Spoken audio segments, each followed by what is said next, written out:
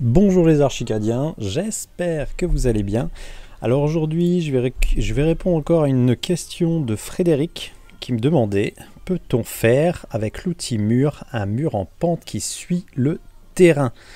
Alors pour pouvoir montrer un petit peu, on va travailler sur deux solutions.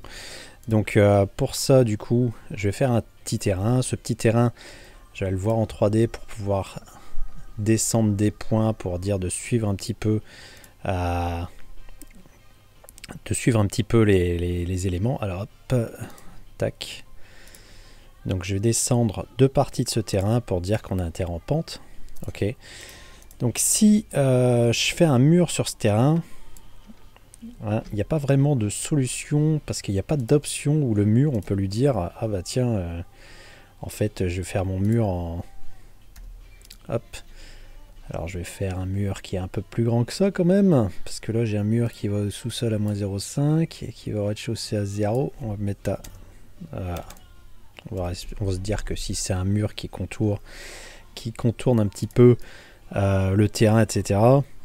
Donc quand on a un terrain en pente comme ça, alors déjà faut avoir le hop, ici on a bien le bout qui est ici, enfin le bout de ma pente, etc. qui est ici, qui est à 0. Donc on n'est pas trop mal. Ce qu'il y a, c'est qu'on voudrait aussi que le bas du mur suive tout ça. Donc ce qu'on va faire, c'est qu'on va tout simplement descendre notre mur de façon à ce que il aille jusqu'en bas de notre terrain, entre guillemets. Et ensuite, il y a la solution où on utilise plusieurs outils pour ce mur, qui est d'abord de créer une sorte de petite toiture. On va créer une petite toiture, hop, qu'on va ensuite... Alors attendez, je suis pas dans la bonne option, si je suis dans la bonne option, tac. Mais est-ce que je l'ai bien tracé dans le bon sens? Alors je vais faire juste un petit hop, donc une sorte de petit tête de, enfin un petit haut de mur entre guillemets. Donc par exemple en béton tout simplement. On va le mettre habituellement quand on met un dessus de mur, c'est plus aux alentours de 0,5. Donc cette tête de mur, on va lui donner un angle, donc par exemple à quelques degrés. Moi je voudrais qu'il suive un petit peu quand même, enfin ce morceau de toiture. On va lui dire de descendre un petit peu encore pour suivre un petit peu cet angle qui est ici. Donc pour ça, je vais simplement utiliser mon petit outil de bout de ma fenêtre pop-up. On va essayer de faire en sorte que ça suive. Alors après, on peut très bien y aller directement, hop, voilà comme ça. Et on va utiliser de la même façon qu'on a utilisé pour l'escalier la dernière fois, on va utiliser une opération booléenne. Alors je vais montrer une autre solution juste après pour qu'on ne se retrouve pas seulement à faire des éléments qu'avec deux types d'objets. Donc j'ajoute mon élément de mur comme cible, j'ajoute ma toiture comme opérateur, et je fais de la même façon qu'on a vu avec l'escalier, une extrusion vers le haut, une soustraction avec extrusion vers le haut, pour pouvoir avoir mon mur qui suit une pente dans mon élément. Alors bon, constructivement, je ne sais pas si c'est possible de faire une pente, enfin si c'est possible, mais c'est un peu compliqué.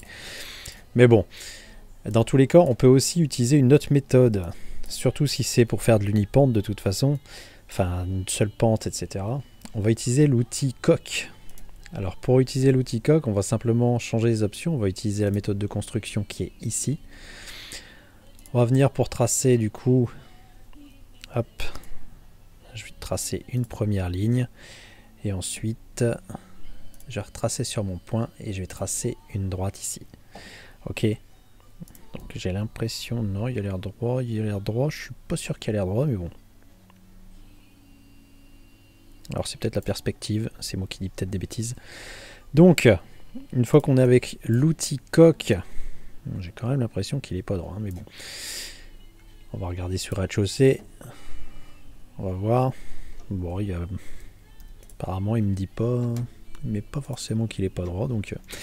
Bon, admettons, du coup, ce mur... Hop, hop, hop, hop.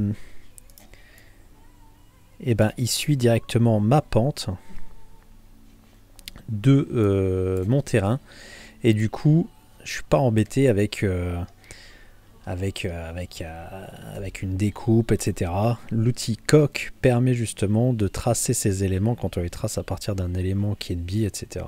Donc ça vous permet d'aller beaucoup plus vite et puis d'avoir quand même une structure. Si vous avez besoin d'avoir un mur avec un enduit d'un côté ou du enduit de l'autre, l'outil Coq vous permet justement d'utiliser profil complexe. Donc ça permet aussi d'accélérer un petit peu tout ça, si jamais vous avez quand même des éléments à afficher.